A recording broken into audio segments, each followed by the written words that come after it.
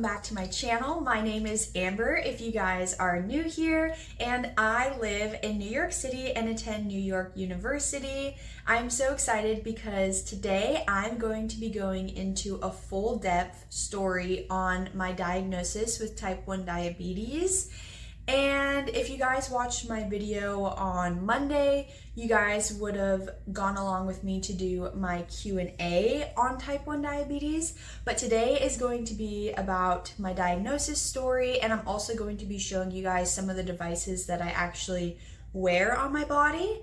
And also, I just want to say happy World Diabetes Day if you guys are watching this video actually on Friday, the day that this video goes up. Then it is in fact World Diabetes Day, which is why I am wearing blue and why I wore blue in my Monday's video, because blue is the actual color for Diabetes Awareness Month. And so, you know, of course I have to rep it. So without further ado, let's get into this video. As you guys might have heard if you watched my Q&A, I was actually diagnosed with type 1 diabetes when I was just 7 years old, so I was just a little one. And the story of how I was diagnosed is actually kind of crazy. I had been experiencing symptoms for, I feel like it was like a few months. I had, extreme hunger. I had dizziness. One of the symptoms for me that I get when I experience low blood sugar is really bad leg pain in my thighs. So I would always feel that. I had a hard time thinking and processing sometimes. I had weight loss. I had extreme thirst, and because of that, extreme urination. So all of these things I was experiencing, and we didn't really think anything of them at the time. We just thought, oh, I'm a kid, so I'm probably, going through like growth spurts and all of that. So, the symptoms that you experience aren't like that uncommon for a kid for most of it. But I was still wetting the bed at age 7, which was a little bit odd. And not common and a little bit embarrassing too. I didn't really understand why I was wetting the bed, and it was kind of like uncontrollable for me. I remember being in these deep sleeps, and in my dream I'd be like going to the bathroom, and so I thought that was what was happening, but it wasn't. I was still asleep and I would wet the bed. And part of the reason for that is when your body has high blood sugar, there is too much sugar in your blood, so your body wants to get rid of that and excrete it, and the way it does it is through urination. And so, because my pancreas wasn't functioning properly, which we didn't know, my sugars were running extremely high. And so that's why I was wanting to drink so much, because I was trying to, push out all of that sugar. And then because you're drinking more, of course, you have to use the bathroom more. So that's kind of like the whole process with that. And now we know the reason why I get really bad leg pain is because I'm experiencing low blood sugar. And so it's just crazy to think, like, now knowing like what all of my symptoms mean, what was going on to me when I was 7 years old, and like just how scary that is. I talked about this in my Q&A, like living with type 1 diabetes can be really scary. It's a huge balancing act. And it is, life-threatening. If it's not treated, you can in fact die from it, which is just insane to me, that we are responsible to run an organ, and if you mess up or do it wrong, it can have consequences. So for a while I had been experiencing all of these symptoms, and funny thing is, my mom is actually a nurse, and she had at the time been working at an elementary school, so she was the school nurse. And she had actually been working with type 1 diabetic students there, one of which actually had the same type of leg pain symptom that I did. And when you're a parent, you never want to think that your kid has this horrible condition. And, you know, sometimes it just like goes completely over you. Like you don't realize, like you don't put all the puzzle pieces together that something's going on. But it was definitely a God thing how, you know, we ended up finding out that I was type 1 diabetic one night. And this is going to sound like completely made up, but I promise you 100% like this is in fact the story. One night when my parents were asleep, my mom had this dream like vision, and it was almost like she describes it as a PowerPoint of slides playing in her head. And it was literally a PowerPoint going through all of my symptoms: extreme thirst, urination, extreme hunger, leg pain, headaches, you know, all of these symptoms that are type 1 diabetic symptoms. So it was clicking through all these PowerPoints, and she sat up in bed. She kind of like whacked my dad because she was like just like in shock. And he woke up and she's like, I know what's wrong with Amber. And then the like next day, it was picture day at school. I was in 2nd grade, and it was in May, and right after pictures, my sister and I were both picked up from school, and we went right away to like an urgent care. And you know, my mom wasn't 100% sure about the weight loss, which is a symptom of type 1 diabetes, just because my parents are seeing me every day, so I feel like it's harder to notice things like that. But when I stepped on the scale, she was like, check. So I had like met all of the symptoms, the textbook symptoms of type 1 diabetes. And then, you know, we sat down in the office room, and they checked my sugar, they drew labs, all the things, and my sugar ended up being like over 600. And they're like, yeah, like she's type 1 diabetic. They did my lab work, and with lab work, they like to run a test called A1C. And basically it's a 3-month average of what your blood sugar's been over those 3 months. And it's kind of cool that they're able to see that and know that. So that's what they were doing with my labs, and also probably checking other things as well. But it did in fact confirm that I am a type 1 diabetic. And as a kid, I didn't really understand like any of the words that were being said. I didn't know what type 1 diabetes was. I think I had heard of diabetes before, but I didn't really know much about it. And if I did know anything about it, it was most likely what type 2 diabetes is. It was more talked about.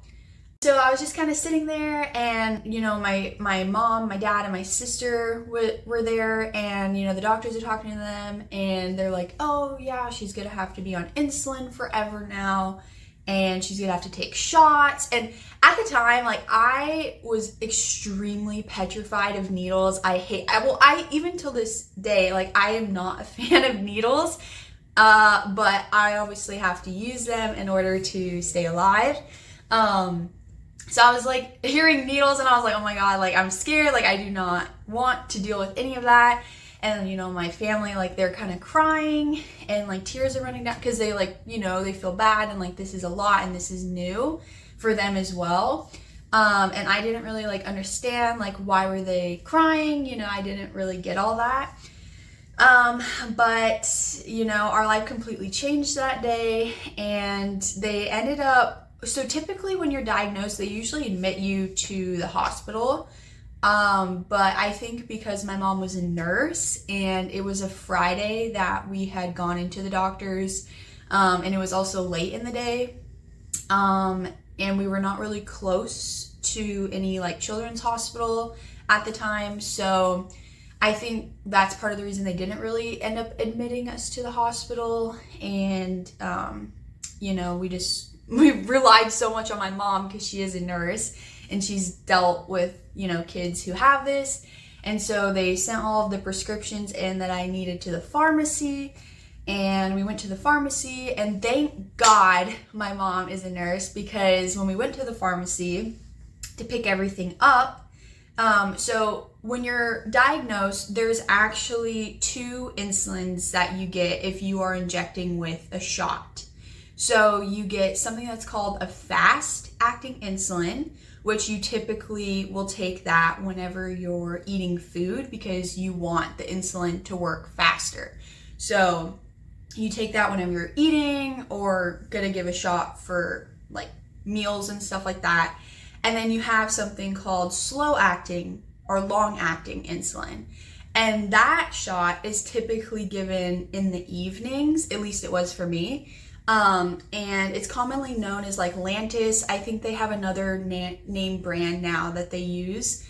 And basically that shot is gonna work slower. And because your body still burns like carbs and breaks down fats when you're asleep, so you're technically still eating carbs and sugar when you're sleeping. And because of that, if your body doesn't make insulin and you're eating these things, like your sugar's going to go high. So you still need insulin even if you're not actually actively eating.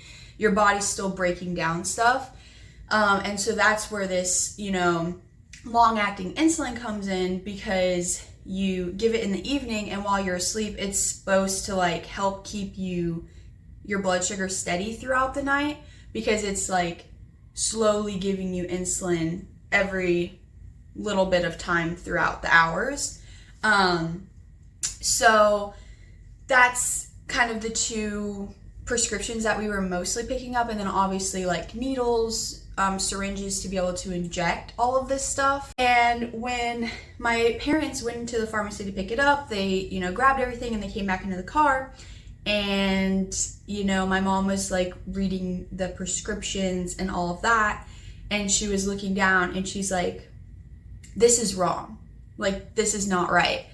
And my dad was like, no, like this is, the pharmacist gave us this stuff. This is like what's prescribed. Like, this is what she's going to take. And she was like, no, they gave us 2 fast-acting insulins. So they gave us, one that which is right, I needed one in order to take when I'm eating, but they also prescribed it as what I would take in the evening when I go to bed and am asleep. So, and on the label, they had because typically you get a higher dose of the slow acting insulin because it's gonna last longer and you need more to make it through the night. And so they had it prescribed 30 units of this fast acting insulin that I was gonna be taking as my slow acting insulin.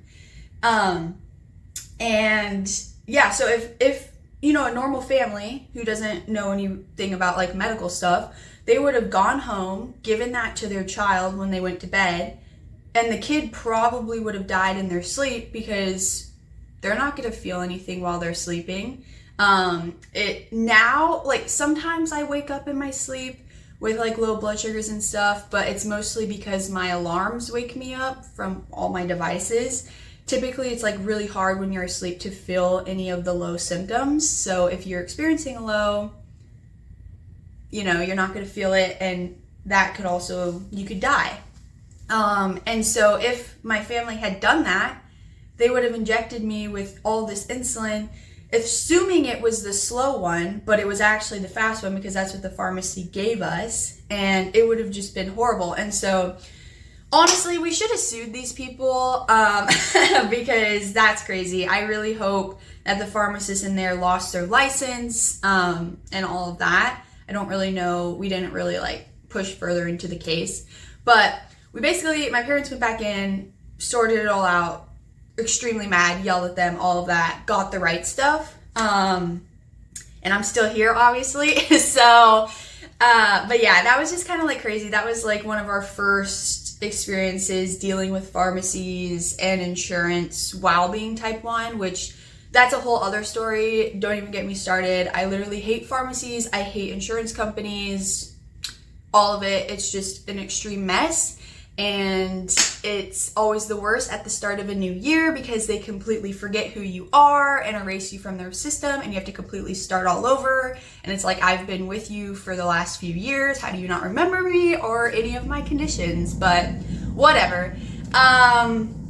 But yeah, that's kind of that story, and it's kind of a crazy diagnosis story. And I actually a few weeks later, we did end up going to Valley Children's Hospital in Madera, California, because at the time we were living in Bakersfield, California, so Fresno and Madera were only like an hour and a half, 2 hours from us. And they had a specialty endocrinologist children's unit there, so that's where we would go. And we did go, and they did all the trainings with us. You know, they had my family injecting oranges to learn how to give me shots. And later, when I finally got convinced to actually get devices, which was not super easy, it took a long time for me to even, you know, decide that I wanted to wear an insulin pump, let alone a continuous glucose monitor.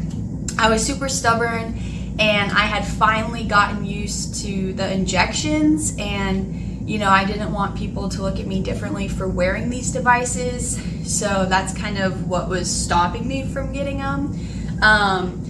But yeah, then I was like, you know what, let me just give it a try. My family's like, you should try this. The doctors are like, you should try this. And I'm like, oh, let me just get everybody off my back and let's just give it a try. And if I don't like it, I can get rid of it. A big thing for me was that I did sports all growing up. And I knew that insulin pumps typically have like, you have the device that you wear, and then there's also tubing that comes off the device, and then it connects to a little like phone gadget that you can wear. And so a lot of stories are that tubing gets caught on things or twisted up or whatever. And I was like, I do sports, like I do not want that. But our doctor was actually telling us about an insulin pump that was tubeless, basically. And you know, when you're deciding to get one of these devices, you have to do like extensive training with people and all that. And so we went through all of this, and I finally ended up getting an insulin pump, and it was the Omnipod system. So this is kind of like how it comes in this like little packaging. It ships in like a box, so there's like 5 to 1 box, but these are like how it comes. And then basically inside, this is the actual like insulin pump itself, and then this is like the adhesive that you use to put on your body. So it is kind of small. I mean, it looks a little bit small, but typically with other insulin pumps, so you'll have this, and then there's like tubing that comes off, and then there's like another like phone device connected to that. And I was like, I can't do that. So my family, we were able to actually get this insulin pump, which I'm so grateful for. And they've modified it throughout the years. So now it's like, so this is an Omnipod 5 automated system. And so when I first got it, it was just Omnipod 5, but now it's automated, meaning that it connects actually with your continuous glucose monitor, and they kind of work together. And this, because it's automated, based off of the settings I have set, it can't go crazy on its own, but it can give insulin on its own if it sees that I'm running a little bit higher. It has, you know, the authority, I guess you could say, to, you know, give me insulin if I need a little bit more, or reduce it if it sees that I'm kind of dropping. But yeah, so it's pretty cool. I really love it. And then basically how you put insulin into it is it comes with this like little needle and syringe. So you have to like attach the needle to the syringe, obviously. And then you can take off this like top cap, which I'm not going to do because I want to keep it clean because I am going to use this later. But then you can draw up to a max of 200 units. That's how many units can actually fit in this insulin pump. And so you would take your insulin vial, you would put this needle into it and draw out however much you want. And then kind of right here in this little hole is where you actually go and insert your insulin. So with the cap off again, you would put it in to that little hole, push it all in, and then with your machine, the phone portion of it, because that's how you control it, is through a phone, it kind of primes the insulin pump and like programs it and like gets it connected to your phone during this process. So that takes like 5 minutes. And then once it finishes, you can take off this like plastic piece right here, and then basically it's kind of like a little hole opening right there, and that's how the needle and cannula insert to your body. So then you can put it anywhere, like in like a fatty area, so like your arm, your stomach, your lower back, your leg, whatever. And so you would remove the adhesive and you would put it on, and then basically you tell your phone, oh, I put on my insulin pump, and it would be like, okay. And then you hit another button and it starts a countdown to like inject it basically. And what it's injecting is, if you've ever had an IV, it's like a little plastic cannula tube that actually is what stays under your skin. So once it pokes you with the initial needle, it inserts a cannula, and then the needle retracts and it just leaves that little tube. And so that's what stays in your body for the next 3 days, because that's how long you wear this for, is 3 days. And then that's how you get all of your insulin, is through that little cannula. And it's really tiny.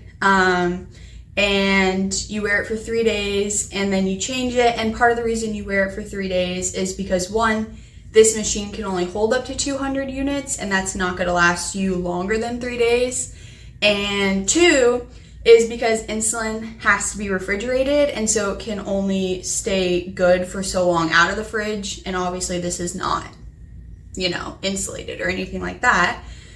So that's also why you have to change it. And then also too, I don't really think the adhesive would last longer than 3 days. But yeah, so this is my insulin pump. And next I'm going to show you my continuous glucose monitor, which I had the insulin pump for a lot longer just by itself before I got the continuous glucose monitor. So I was still like manually poking my finger and checking my blood sugar, and then like using my insulin pump.